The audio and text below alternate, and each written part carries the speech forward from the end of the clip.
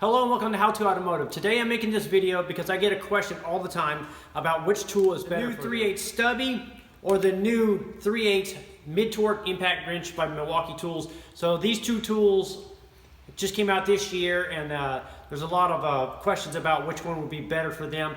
So instead of me saying, hey, I think this one would be better or this one would be better for you, because it comes down to preference, you know, which tool would work best for you for what type of jobs you're doing. So what I thought I'd do is I put these through the paces, show you a whole bunch of repairs of me using both the tools on the same repairs, so you can determine which one would work best for you. I did a little brake, a little suspension, a little engine work, just to compare what tools would be best for you guys, and also what limitations that these will run across when you're working along with these tools. So stay tuned for that.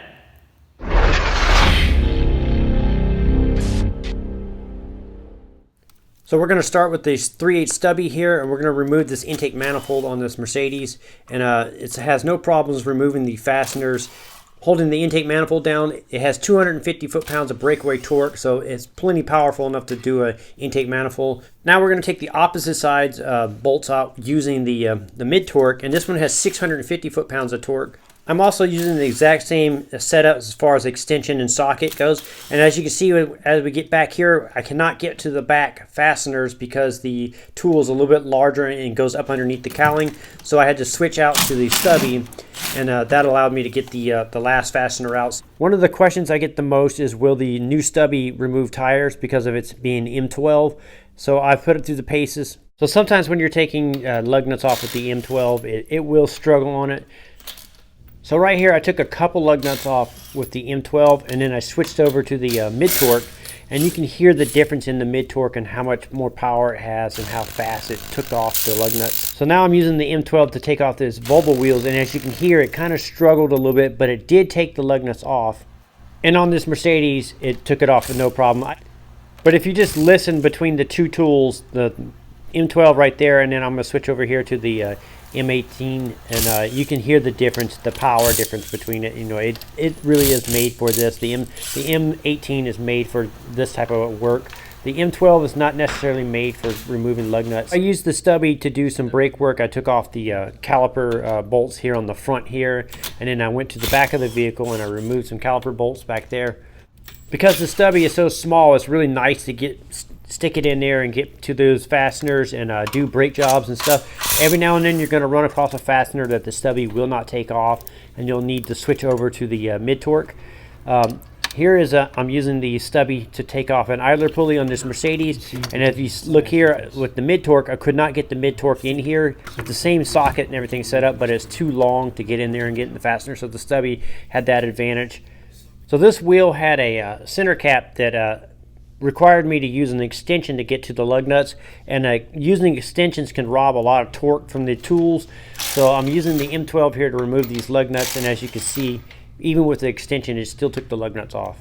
So on this Toyota, I'm taking off the caliper bolts, and I got a 17 millimeter long socket. It's an impact socket, and I'm using it to remove the fasteners. And it took the bottom bolt off with no problem, but when I switched over to the top bolt, you'll hear it struggle a little bit. So it took the fastener off, but it struggled.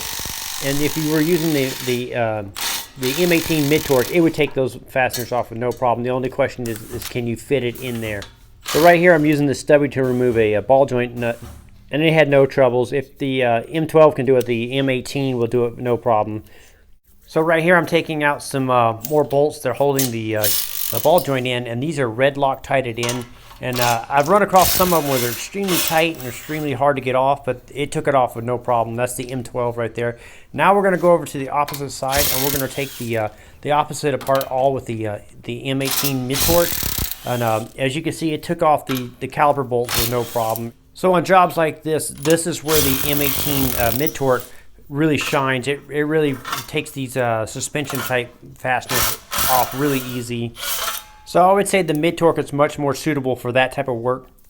Here I'm using the M12 Stubby to remove a control arm bushing, and to get to the fastener, it required a wobbly. It's a little bit awkward to get in there, and I didn't think it would take it off, and it actually took it off with no problem. So now I'm going to attempt to take off the sway bar link in here with the M12, and as you can see, it's struggle, and it's partly because it's rubber mounted and it was vibrating. So what I had to do was back it up with a wrench, and once I backed it up with a wrench, it took the fastener off. So one of the nice things about using the M12 Stubby is the super light weight of it. The whole tool, I believe, weighs around 3 pounds, so you can use it for long periods of time without getting tired, and that is a bonus. Now on the opposite side with the M18 mid-torque, it took off the sway bar link in with no problem. I didn't have to back it up. It just ripped the bolts right off. It took off both the top and bottom with ease. And now I'm going to try to take off a axle nut with the M12 Stubby here. I had to use a little adapter from 3/8 to 1/2 inch to fit the socket on here. It's a 36mm socket. It took the axle nut off with no problem. Here I'm using the Stubby to remove some more caliper bolts. These are on the rear of a vehicle here. And it took the caliper bolts off with no problem. And the caliper cage bolts are a little bit awkward to get in there. I had to use a little extension. And it took these bolts out with no problem too. So I did the same thing on the opposite side with the mid-torque, and it took off all these fasteners with no problem, even easier. So the mid-torque does weigh a couple more pounds than the Stubby, and if you're using it for long periods of time, you will feel that extra weight.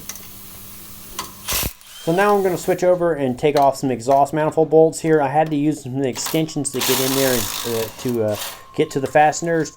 And like I said before, extensions can rob torque, but the M12, even with the long extension, had no problem removing these fasteners. Just slightly out of frame here, I had to remove a couple more fasteners with the M12 here. And if you listen, you hear it struggling. It would not take it off. So I had to swap out and switch to the mid-torque, and with the mid-torque, I was able to take those same fasteners off with no problem. Here's the M12 again on some different fasteners, and as you can see, it had problems. It would not take these fasteners off. It was not going to budge them. So I swapped out to the mid-torque, and with the mid-torque, it took the fasteners right off. So that's where the mid-torque 650 foot-pounds of breakaway torque really comes in handy, as on fasteners like this, versus the 250 that the M12 has. So on this fastener, I'm using the mid-torque with the wobbly socket here, and it's struggling to get in there because of its large size. But when I switched over to the M12 Stubby here, it was able to get into the tight spot and remove the fastener. So that's where the M12 shines.